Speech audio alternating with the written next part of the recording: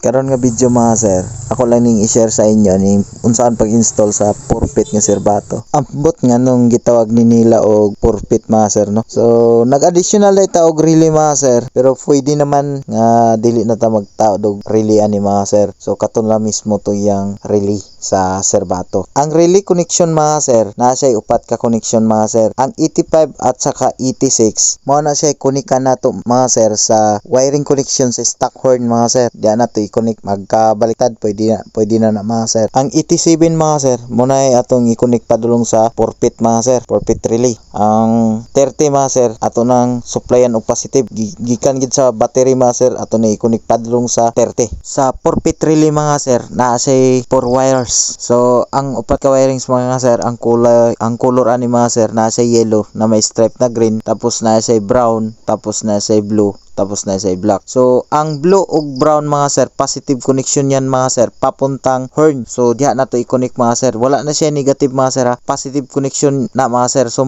diri sa horn mga sir magkuha kag negative body ground or nasa sa inyo na kung asa ninyo i-connect, kung doon ba sa wiring mismo. So ang yellow mga sir na may stripe na green mo na siya kunika na to katong 87 sa relay, diyan na to ipadulong sa yellow na may stripe na green. Tapos ang black mga sir mo na siya ay ground. So inana ra kasayon ang wiring connection sa forfeit relay.